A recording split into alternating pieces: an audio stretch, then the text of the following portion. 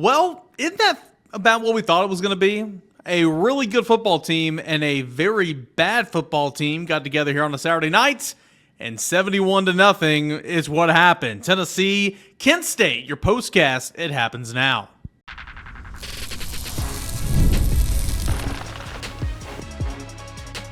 You are Locked On Vols, your daily podcast on the Tennessee Volunteers. Part of the Locked On Podcast Network, your team every day. Hey, what's up, everybody? Tennessee and Kent State postcast edition. Here's the show early Sunday morning, or maybe it's later on Sunday after church and after you guys got some sleep. Didn't want to get something up here for you before the Monday show and just kind of talk about what we just saw. I'm recording this in the press box over at Neyland Stadium, so lighting's not fantastic and stuff like that, but hopefully this will suffice. 71-0. Tennessee wins. Tennessee beats down Kent State, and a lot of people were saying, well, you can never trash your opponent or don't, whatever that old saying is, don't pull the cart before the horse or whatever. I mean, guys, this team was so bad, and I'm not trying to take a victory lap, but I mean, we all, I knew it, and I think a lot of you guys knew it, and I mean, if you didn't know it before, I mean, you know now. I mean, there's no excuse, and this is a conversation for another day, but I mean, there's just no excuse playing games like this. Like Kent State, some of those guys are about to get hurt, and I mean, they're FBS. They came here, made $1.5 million, so I have no issue with breaking a school record and scoring 71 points. I'll get to that here in a moment. I have no issue with trying to score with your four-string quarterback and Navy Schuler there at the end. I have no issue whatsoever with doing an onside kick. You know why? Well, because the team made up $1.5 million to come here and get that butt whooped. So, but at the end of the day, I mean, what a waste of time. I mean, did we learn anything about this Tennessee team? I mean, it's great to see Tennessee scoring touchdowns, and it's great to see Tennessee shutting out opponents, and it's great to see Tennessee run for as much as it did. And I'm not saying tonight was a bad night, because it wasn't a bad night. But did we learn anything? The answer is no. I mean, I would like to know if you learned anything. Let me know in the comments section. I mean, realistic, things we didn't already know. Peyton Lewis looked good. Yeah, well, I think he's going to be good down the line. DeSean Bishop continues to run well. Yeah, he ran well last week. Nico looks great. I think Nico is great. Tennessee's defense is pretty good. Yeah, I do think Tennessee's defense is pretty good. I mean, again, what did we learn? Nothing. But the game's on the schedule, and since it's on the schedule, might as well knock it out of the park, and that's what Tennessee did. 71-0. Again, we talked about that scoring record all week long. Again, you talk about records, and it's always tough to, say, well, I think Tennessee's going to cover the 38 spread or whatever. It's like 30 points is a lot of points, right? I mean, typically when I used to gamble, play sports wagers, when it first became legal here a couple of years ago, I was all over it. But my rule kind of was always in the football game, 24 is kind of where I draw the line. I mean, anything more than 24 is that is a beat down. And you have the backups in there and the third stringers in there, and they deserve to play too, but maybe they allow an excuse me touchdown or whatever. So that happens.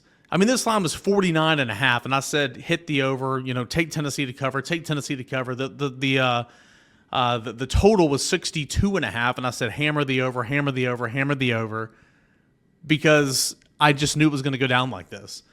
This was the worst football team in college football, FBS level, and it looked like it out there. So it's kind of weird that you're so confident when kind of going into a week and going into a matchup, but that's just kind of what we knew what this was. But anyway, I mean, Tennessee did do some great things, right? A shutout, fourth straight game dating back to last season's Vanderbilt game where Tennessee is not allowed an offensive touchdown. That is the longest such streak dating back to 1938 to 39 season. I mean, how about that? In a game where it's dominated and the storyline is 100% the offense, Tennessee shuts out the opponent. I mean, I don't care who you were playing. Shutting out an opponent is hard to do. So, tip of the cap to Tennessee's defense and Tim Banks and Rodney Garner and, William Inge. I mean, Tennessee, and again, we're going to learn more about this secondary next week. I mean, Tennessee's going on the road in SEC play. Tennessee's going on the road to take on a top 20 football team. And I think Tennessee will be favored in this game. Also, I think Tennessee's a much better football team than Oklahoma, but we're about to find out about the secondary and everything in this defense overall, just like we thought we were going to find out about NC State, and Tennessee just dominated that football game. But, I mean, the defense, again, what more can you say? Tennessee put up a 0, so let's get that out of the way. The pointless streak continues, or excuse me, the touchdownless streak continues there for the Tennessee defense to begin this night. Tennessee, 71 points offensively, breaks a modern era record for points in a single game.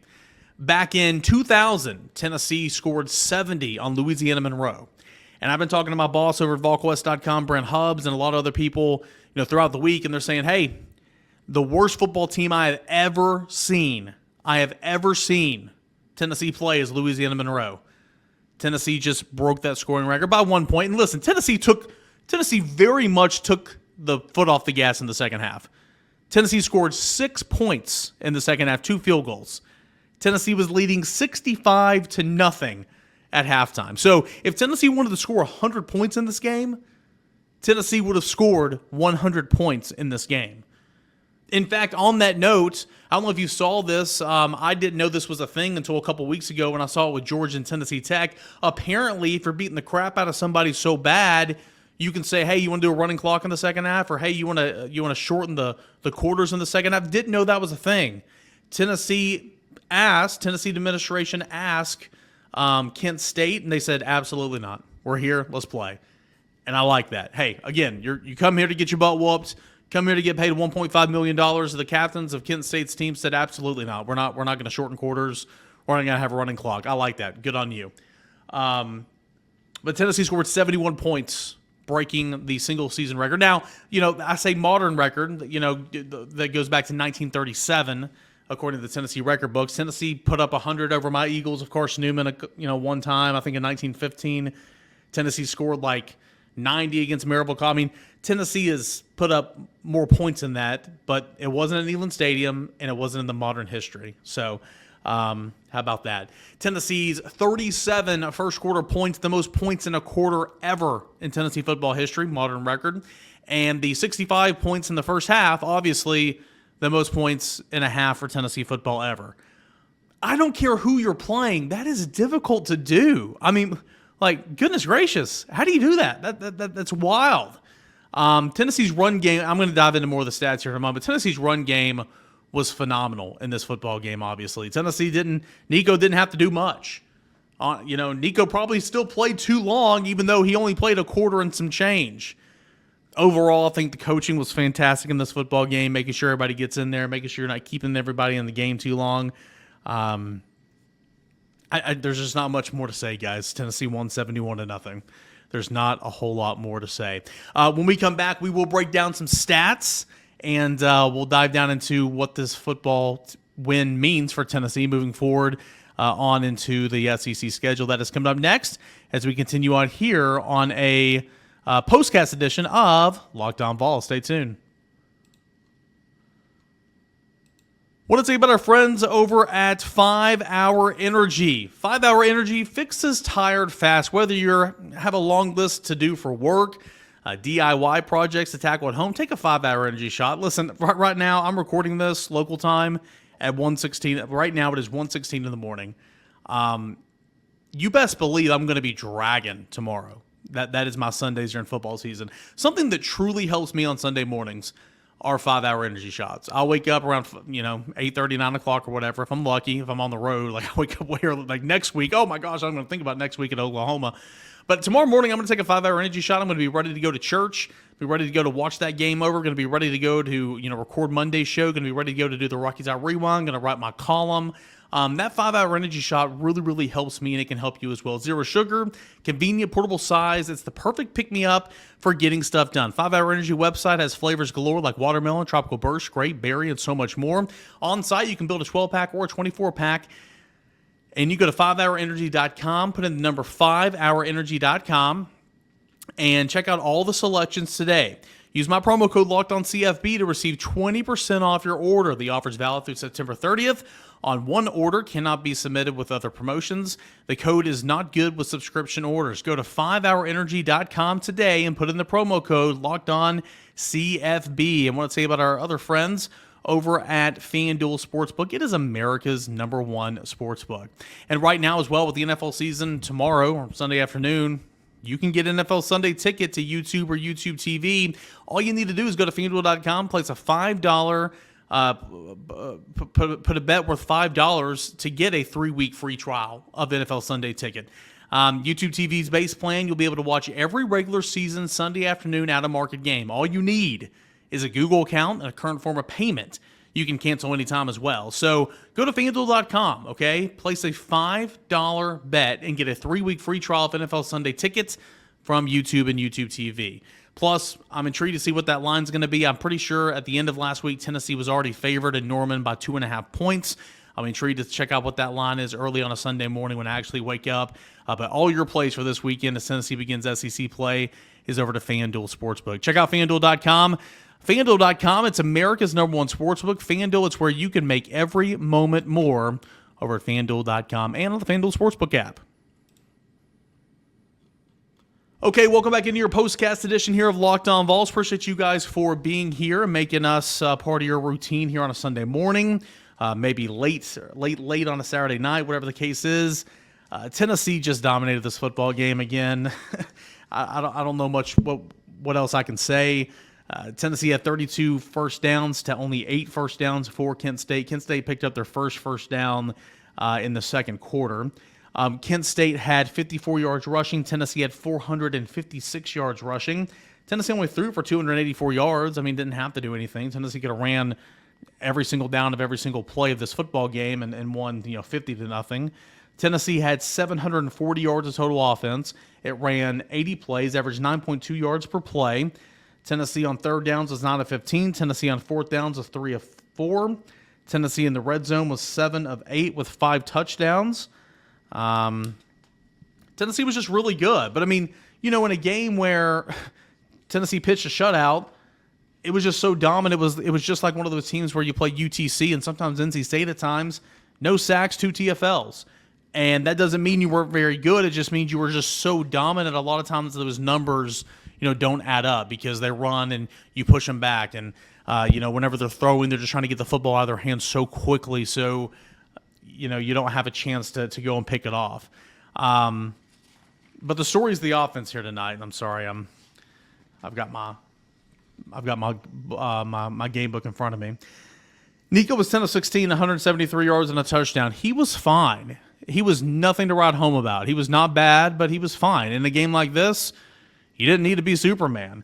Gasson Moore came in, was 4 for 4, had 2 touchdown passes, 94 yards. He had a gorgeous 53-yard throw to Dante Thornton down the far sideline. Nico as well had a gorgeous 53-yard bomb to Chris Brazel, and that was his lone touchdown pass of the day. Jake Merklinger played the entire second, well, not the entire second half because Navy Schuler and Ryan Dameron came in. I believe that's how you say his name. But overall, quarterbacks didn't have to do an awful lot. The run game was the story. Tennessee ran for 456 yards. DeSean Bishop, 2 touchdowns, 120 yards on 7 carries. Dylan Sampson, 4 touchdowns, 101 yards, 13 carries. Peyton Lewis, 99 yards, 1 yard shy of being the third Tennessee back to pass the century mark on 10 carries. Let me say this as well. First of all, it was Dylan Sampson that tied John Kelly for another modern-era rushing touchdown, 4 in a game. Tennessee's had more than that, but in the modern era, you had Dylan Sampson that tied John Kelly with 4 rushing touchdowns in a game tonight. Remember, you had Dylan Sampson that had 4 total touchdowns against Virginia last year in the opener, but 3 of those were rushing, 1 of those was receiving. Let me tell you this about DeSean Bishop. I think Cam Seldon, who was held out tonight, he, Lance Hurd, some other guys, again, there's no reason to play in this football game if you don't have to, right? I think Cam Seldon's going to be a fine football player. I think Cam Seldon's going to be good in this offense. Jerry Mack, who's now with the Jaguars, was jacked up and pumped about the 1-2 combination of Dylan Sampson and Cam Seldon for this year. That's why he was fine with Jabari Small wanting to go pro. That's why he's fine with losing Jalen Wright. I think Cam Seldon's going to be fine. I'll say this, though. DeSean Bishop deserves to be RB2 right now. Number one, he's been out there and he's been playing, and he's been producing, okay? Cam Seldon has got a much higher ceiling. I think Cam Seldon will eventually be the better back, but right now, DeSean Bishop deserves to be the second option behind Dylan Sampson. Do you agree with me? What has he done that has said, okay, well, we appreciate you, you're doing great, but yeah, we got Cam back now, so you need to step aside. It's up to Cam to come back, in my opinion, to come back, and he will. He will. I'm not trying to crap on him. He will. But it's up for Cam to come back and say, okay, let me earn those reps back. But he's missed 2 games, and a lot of that's been precaution, okay? A lot of it's been, like, tonight was for precaution, okay? I think he could have played. Lance Hurd could have played if it was Oklahoma, is what I'm told. But I think DeSean Bishop deserves to be that RB2 role, and he had a really, really good night tonight. So, again, we'll break it all down from every different angles. I'll have game balls. I'll go back and watch the tape and have some rewatch notes. I'll see if I can pick up on anything else, heading into Oklahoma week. But what we do know right now is Tennessee's a good football team. Tennessee will face no challenge. Tennessee has not faced a challenge like it will face next week, okay, so far. Get ready for the week ahead. A lot of Josh Heupel going home, a lot of Josh Heupel, Bob Stoops. A whole lot of Josh Heupel got fired from here. Josh Heupel hates this person. Remember, Josh Heupel's head coach of Tennessee. This is home for him. And he's doing a really, really good job. And I think there's no other team in America he'd rather go back and beat by 100. And that would be Oklahoma. Maybe Shane Beamer in South Carolina. Who knows? But maybe Eli Drinkwitz in Missouri. But expect a motivated Josh Heupel next week. But it's going to be a big week for obvious reasons. Tennessee first SEC game. First true road game of Nico's career and a lot of these guys' careers. So big week coming up. Get ready. We're going to have tons of coverage here for you on Locked On Vols. On Monday, we will spend time looking back at this game. But outside of that, we're going to get on to the Sooners and the start of SEC play. Appreciate you guys, as always, for making Locked On Vols a part of your first listen, your morning routine and all that. Come back Monday morning. We'll recap it all. But I appreciate you guys listening here to this postcast edition of Locked On Vols.